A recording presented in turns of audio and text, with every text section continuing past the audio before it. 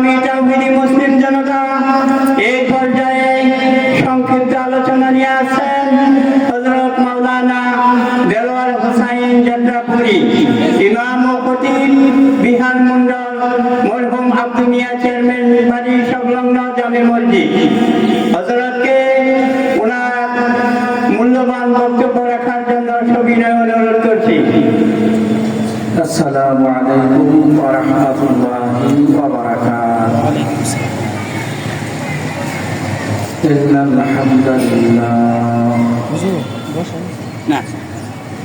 ইন্নাল হামদালিল্লাহ নাহমাদুহু ওয়া নাস্তাঈনুহু ওয়া নাস্তাগফিরুহু ওয়া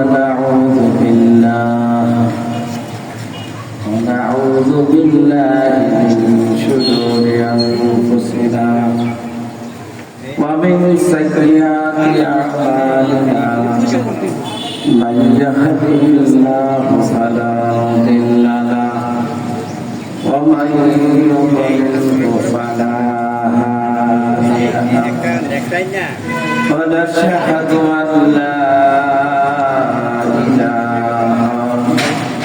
إلا الله ونشهد أن محمدا عبده ورسوله الذي أرسله بالحق بشيرا ونذيرا وداعيا إلى الله بإذنه وسراجا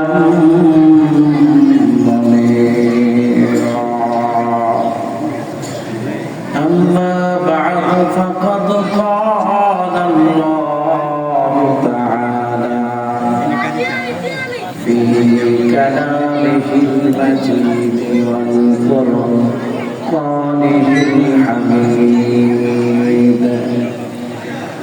قد أفلح المؤمنون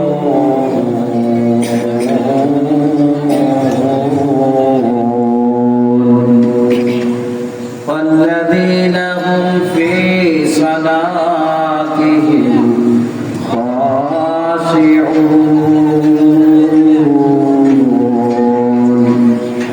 صدق الله مولانا العظيم. قال النبي صلى الله عليه وسلم كل أمة يدخلون الجنة إلا من أبى قيل من أبى قال من أطعني فدخل الجنة ومن عصاني فقد أبى أو قال عليه الصلاة إن الله وملائكته يصلون على النبي يا أيها الذين آمنوا صلوا عليه وسلموا تسليما. আমরা নামাজের দৃশ্যে পড়ে দৃশ্যটা করব। اللهم صل على محمد وعلى آل محمد كما صليت على إبراهيم وعلى آل إبراهيم إنك حميد مجيد. اللهم بارك على محمد وعلى آل محمد كما باركت على إبراهيم وعلى آل إبراهيم إنك حميد مجيد. ঐতিহ্যবাহী দিনী প্রতিষ্ঠান মাহল্লা শাহী সরকারি মাদ্রাসা কর্তৃক আয়োজিত এই 2 দিন ব্যাপী তাফসীর কোরআন মাহফিলের সম্মানিত সভাপতি আমন্ত্রিত ওলামায়ে কেরাম, আমার সামনে উপবিষ্ট দিনদার মুসলমান ভাইরা, পর্দার আড়ালে মা ও বোন, আমরা সর্বপ্রথমে মহানতার শুকরিয়া জ্ঞাপন করছি যে মালিক আমাদের আল্লাহ পাকের প্রিয় জায়গা, অত্যন্ত গুরুত্বপূর্ণ জায়গা জান্নাতের বাগানে আসার এবং বসার সুযোগ করে দিলেন। আমরা সকলে বলি আলহামদুলিল্লাহ। পাশাপাশি দুরূদ শরীফ পড়ছি প্রিয় নবী হযরত মুহাম্মদ সাল্লাল্লাহু আলাইহি ওয়াসাল্লামের উপর, সকলে বলি সাল্লাল্লাহু আলাইহি ওয়াসাল্লাম। প্রিয় ভাইরা, সময় খুব কম, আলোচনায় কিছু কথা বলবো বলে আশা করেছি। আল্লাহ যেন তৌফিক দান করে এমন কিছু কথা বের করে দেয় যে কথাগুলো বললে আমাদের দুনিয়াবি কল্যাণ এবং আখিরাতের মুক্তি দিশা আমরা পাবো। আল্লাহ যেন কবুল করে আমরা বলি আমিন। প্রিয় ভাইরা, কোরআনুল কারীমের 23তম সূরা সূরাতুল মুমিনুন থেকে আপনাদের সম্মুখে যে আয়াতে কারিমা আমি তেলাওয়াত করছি, আল্লাহ সুবহানাহু ওয়া তাআলা এই আয়াতে মুমিনদের কতগুলো গুণাবলীর কথা বলেছেন। আমরা প্রথমে জানবো যে যারা মুমিন তাদের দাম কত। একজন মুমিনের দাম অনেক বেশি, অনেক বেশি। আল্লাহু আকবার। আমার ভাইরা, এই আয়াতে কারিমার ব্যাকগ্রাউন্ড বলতে গেলে সময় লেগে যাবে। আল্লাহ এখানে বলেছেন কাদ আফলাহাল মুমিনুন, মুমিনরা সফলকাম হয়ে গিয়েছে। আমার ভাইরা, আসুন আমরা আগে জানি মুমিন কারা।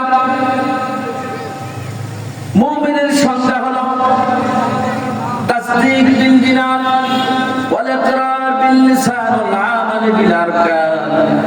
যারা বিশ্বাস করবে, মুখে স্বীকার করবে, আমলে পরিণত করবে, তিনটা দিন যাদের ঠিক থাকবে। যারা আল্লাহ না দেখে বিশ্বাস করবে, আখিরাতের প্রতি বিশ্বাস করবে, নবী রাসূলদের প্রতি বিশ্বাস করবে। ছোটবেলায় আমরা পড়েছি আমানতু বিল্লাহি ওয়া মালাইকাতিহি ওয়া কুতুবিহি ওয়া রাসূলিহি ওয়াল ইয়াউমিল আখির ওয়াল কদরি খাইরিহি ওয়া শাররিহি মিনাল্লাহি তাআলা ওয়াল বা'সি বা'দাল মাউত। আমার ভাইরা, এই বিশ্বাসের পর একজন মুমিন হয়। যিনি মুমিন হবেন তিনি সকল, এটা আমার কথা নয়, কোন বক্তার কথা নয়, কোন মনীষীর কথা নয়। যিনি আসমান এবং পৃথিবী বানালেন, জমিন বানালেন, আকাশ বানালেন, 18,000 মাখলুকাতের উপরে মাখলুকাত বানালেন, ওই আল্লাহ ঘোষণা করে দিয়েছেন যারা মুমিন হবে তারাই সফল। চিল্লায় বলে আল্লাহু আকবার। আমার ভাইরা, ইমানদারের এত দাম, এত দাম, এত দাম। যিনি ইমানদার হবে তার আমলের দাম হবে। যিনি বেঈমান হবে, কাফের হবে, মুশরিক হবে, যিনি মুনাফিক হবে, কাফের মুশরিক হবে। আমার ভাইরা, ইহুদি, নাসারা, খ্রিস্টান, তাদের আমলের কোনো দাম নাই, তাদের আমলের কোনো দাম নাই। এক্সাম্পল দিয়ে বুঝতে পারবেন। এক লিখে ডানে যদি শূন্য দেয়া হয়, মান যেমনি করে বাড়তে থাকে। একজন মুমিন ঈমানের খাতায় নাম যখন উঠে যাবে, যত ভালো আমল করবে সবগুলো আমলের দাম আল্লাহ বাড়ায় দিবে। চিল্লায় বলে আল্লাহু আকবার। আমার ভাইরা, হাদিস শরীফে এসেছে একজন মুমিন মানুষ জান্নাতে যাবে। সর্বপ্রথমে বিনা হিসাবে অনেকে জান্নাতে চলে যাবে, আবার অনেকে জাহান্নামে থাকবে, একদিন জান্নাতে যাবে। যারা মুমিন, যারা পরিমাণ ঈমান যাদের অন্তরে থাকবে, ঈমান দিয়ে মরতে পারবে, গুনার কারণে যদিও জাহান্নামী হয়ে যায়, ওই লোকটা একটা সময়ে, কোনো এক সময় আল্লাহ তাকে ইহসান করে, দয়া করে জান্নাতে যিনি পৌঁছায় দিবেন তিনি কে? আওয়াজ করে বলুন তিনি কে? এজন্য আমার ভাইরা, ঈমানদারের দাম এত বেশি, এত বেশি, এত বেশি। যারা ঈমান এনেছে তাদের জীবনে পরীক্ষা হয় কি হয় না বলেন? হযরত ইব্রাহিম আলাইহিস সালামের উপরে অসংখ্য পরীক্ষা হয়েছিল, কিন্তু তিনি সবগুলো পরীক্ষায় বিজয় লাভ করেছিলেন। আমার ভাইরা, এমনি ভাবে যারা ইমানদার হবে তাদের পরীক্ষা দুনিয়ায় আসবে, ঠিক কিনা বলেন? وَلَنَبْلُوَنَّكُمْ بِشَيْءٍ مِّنَ الْخَوْفِ وَالْجُوعِ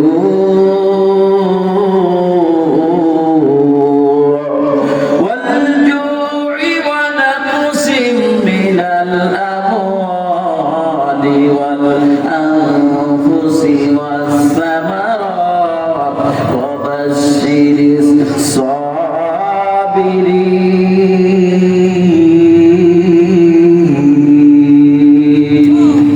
আমার ভাইরা, মুমিনদের জীবনে পরীক্ষা আসবে। এই সূরাতুল বাকারার এই আয়াতে কারিমা আল্লাহ সুবহানাহু ওয়া তাআলা বলতে চায়, বান্দারে দুঃখ কষ্ট দিয়ে আমি তোমাকে মাঝে মাঝে টেস্ট করব, পরীক্ষা করব, ফসল কমায় দিব, অর্থনৈতিক সংকট দেখা দিবে জীবনে, বিভিন্ন সময়ে ভয় দিয়া, বিভিন্ন সময়ে সময়ে জীবনের ডাকে বাকে, মুহূর্তে মুহূর্তে, মুভমেন্টে জীবনের কিছুটা সময়ে সময়ে পরীক্ষা করব। যারা পরীক্ষায় দুনিয়ার জীবনে পাস হতে পারবে আমার ভাইয়েরা, তারাই সফল হয়ে যাবে। ওই ধরনের মুভমেন্টটাই সফল হয়ে যাবে, ঠিক কিনা বলেন? আমার ভাইয়েরা, হাদিস শরীফে এসেছে আল্লাহ নবী, বিশ্ব নবী ঘোষণা করেছেন, বলে দিয়েছেন হাদিসে। হারিস নামক একজন সাহাবী ছিল। হারিসকে ডাক দিলেন, হারিস তুমি কি ঈমানের হাকিকত জানো? হারিস বললেন, ইয়া রাসূলুল্লাহ, আমি ঈমানের হাকিকত, ইয়া রাসূলুল্লাহ, রাতের বেলায় যখন আমি ঘুমাই, সারা রাত দুনিয়া বিমুখ হয়ে আমি দুনিয়াকে প্রাধান্য দেই না, আখিরাতকে প্রাধান্য দেই। চিল্লায় বলেন আল্লাহু আকবার। দুই নাম্বার, ইয়া রাসূলুল্লাহ, আমি ইবাদতের ভিতরে মশগুল থাকি, সব সময় ইবাদত করতে থাকি, আর দিনের বেলায় সিয়াম সাধনা করি। ইয়া রাসূলুল্লাহ, সিয়াম সাধনা করতে করতে বিপাশার্থ থাকি।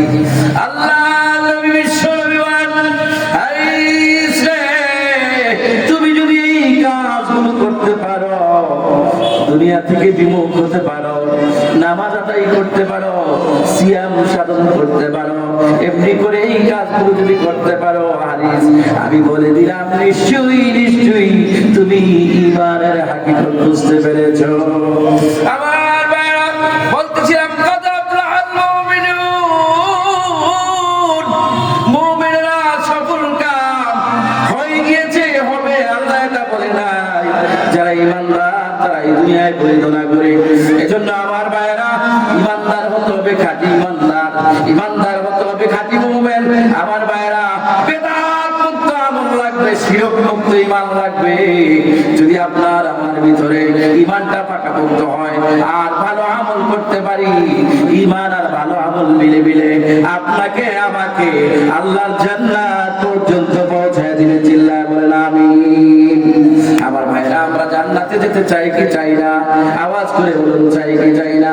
যদি জান্নাতে যেতে চাই, ঈমানের পর উল্টা হলো।